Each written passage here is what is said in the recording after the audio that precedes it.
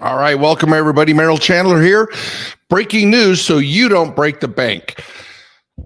What do we got on our review today? Well, number one is a very interesting. I'm fascinated by this study.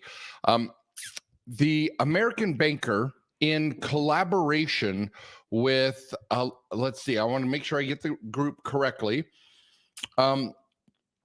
American banker with creative experience agency Monigle, Monigle. They collaborated on a survey of basically the overall human experience that customers have at banks, right? And so this is who does it best, and it's the top 50. Highly recommend it. We're going to put it in the notes so that you can look it up. But there are 4 areas that it reviewed: behavioral, intellectual, emotional, and sensorial, meaning the visual, auditory senses people connect with their physical environment when they walk into a bank. What are the aesthetics? How does it feel physically when they're in there? So they were all graded, and what came up with, it's the top 50. Number 50, no surprise, number 50 in last place of the top 50, because some come in worst place, is Wells Fargo. They're last place. Discover, 49. I'm just going to hit some of the. TD Bank was 44th place. Capital One, 42nd place. Santander, Penn Fed. Now remember, these are overall total scores, right? Total scores. And so Bank of the West is number 36, HSBC, BMO Harris. So all these big banks, big tier 1 and tier 2 banks, are in the bottom half of these grades. Morgan Stanley, Huntington, Bank of America comes in at 30th place. And then Regions Bank, M&T Bank at 22, PNC at 24, Fifth Third at 23. Look at that. We're only halfway through, and all these big tier 2s and tier 1s are just sucking, right? And then as we get closer, Chase comes in at 19th, and First Bank is at 17th, coming in at there's a whole bunch of credit unions. In fact, 6 of the top 10 are all credit unions. And JP Morgan, Union Bank at 10, USAA comes in at 8. So, and that's consistent with our students and clients and what they've shared. Alliant Bank, America First, a Utah favorite, comes in at 6th. Chime comes in at 5. Now, Chime is a fintech that designed to build your credit. So they have good customer experience, but they're horrible for your profile, right? Suncoast Credit Union, number 3. Navy Federal comes in at number 2. And CIT Bank, not to be confused with CITI Bank, but CIT Bank comes in at number 1. So one of the things that the reason why I want to bring this up is because even the fact that they're measuring emotional intelligence, intellectual intelligence, sensorial, and behavioral, that they're even measuring these now. This is unheard of even a year ago, much less 3 to 5 or more years ago. Completely unheard of. So what we're grading is how the customer, because every one of these institutions are using and picking up the borrower's money and safeguarding it in checking accounts, savings accounts, using credit cards, credit lines, business loans, auto loans, mortgages. They're supposed to be, they have a fiduciary responsibility to safeguard the funds of their depositors and their credit product users. And so I highly recommend, this will be in the notes. Make sure you take a look at this because it's very revealing, very revealing. But the fact that I'm bringing it up is because it's about damn time. It's about time we had where we start evaluating that. Remember the predator, the predator prey, right? Bankers and borrowers, right? Lenders and borrowers. That we've been teaching for years now that we need to by becoming fundable, we transform ourselves from being banker prey to their partners, right? Instead of getting low approvals, $5,000 to $10,000 credit cards at 22% or more, we're now getting $100,000 credit lines at 5 or 6%, right? So that's how we can tell whether or not we're predator or we're prey.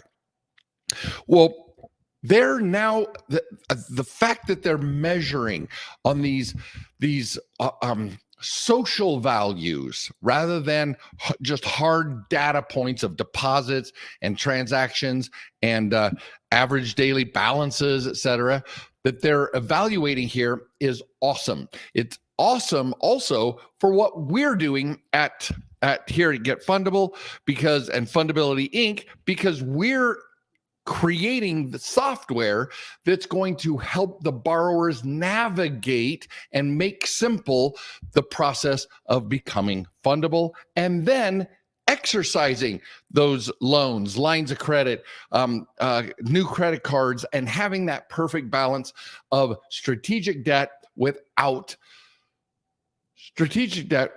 going into unnecessary debt. So I applaud American Banker for their efforts here. Absolutely love what they've done and the awareness that they're bringing to these institutions, because unless somebody's measuring them, nobody's fixing the problems. So I absolutely love it. Just quick news additionally, and it's probably no surprise, but banking and lending, the profits are declining because more and more in an inflationary process where interest rates are going up, the desired effect is happening, and borrowers are borrowing less, slowing down the economy and creating an opportunity to kind of reset the economy. But that also means that the windfalls that were happening through COVID, et cetera, we were reporting all through 2020, 2021, banks were making money hand over fist. And it was fast and loose with some of their monetary policy, their lending policies. All of that is shoring up and constricting a little bit. Wells Fargo came to us Wells Fargo announced that they're beginning, they were really good about giving $50,000 business lines of credit. And now their new threshold is $25,000. It can always grow from there based on usage and borrower behaviors, but they reduced their unsecured initial offerings to $25,000. So we're feeling that pinch, but I'm telling you, more and more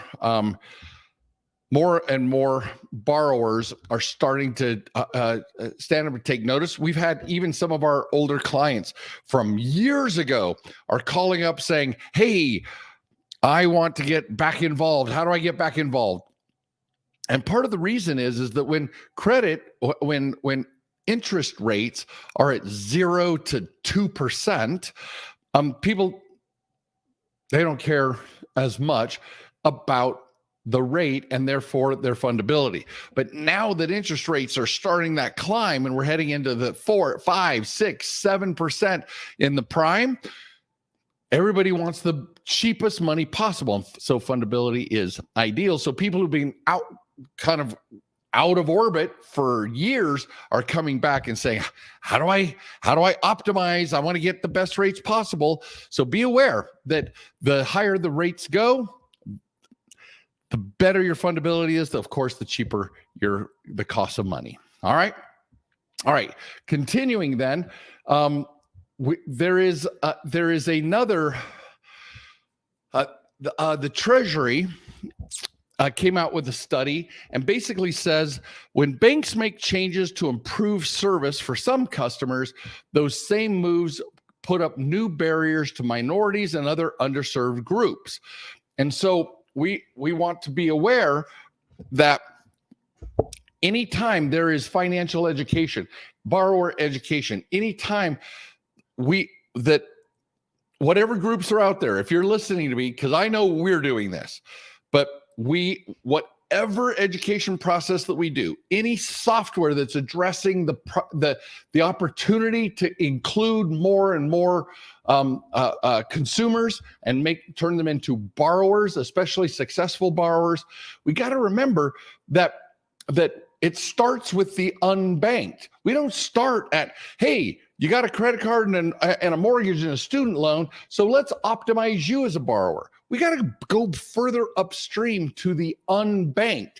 Any strategy that we take on, you guys, and I'm calling all banks, calling all COOs of lenders, everything has to move further upstream to include the unbanked, those underserved communities, folks who have mattress money or who use their checks using check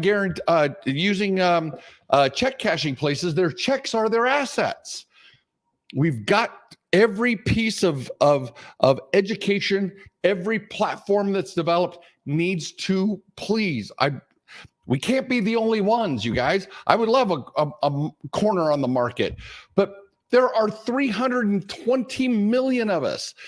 Even if I'm the only one doing it, it's going to take a minute to get to all of these communities.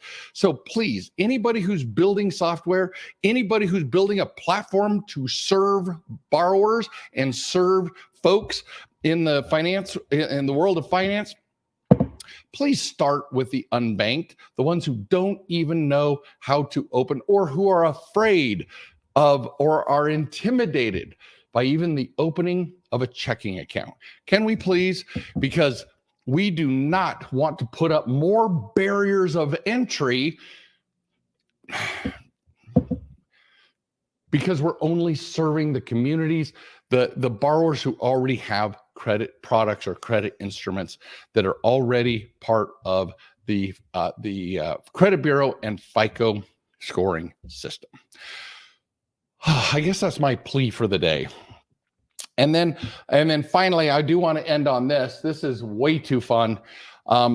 Regulators are taking a tough look at small banks' partnership with fintechs. So many people, fintechs rely on investor money to fund loans, that's lines of credit, et cetera. Well, they're now partnering or trying to in this gray area that fintechs and banks who are highly regulated and can only do certain things with their depositors' money, it's getting a little convoluted. And so watch for this. There's going to be the move against the $2.8 million Blue Ridge comes from the Office of the Comptroller because bank fintech partnerships are not following the rules of protecting. Most fintechs are not FDIC guaranteed. Up to that 250 is protected. So the second a bank moves customer funds to a fintech or vice versa, it gets really fuzzy as to who's covering that insurance. And so be careful out there, guys. Make sure whatever bank you're working with, first of all, it is not the best fundability move to work with fintechs in the first place. I will keep it at that. This is Merrill Chandler. We'll see you next week at our breaking news, so you don't break the bank. See you next time.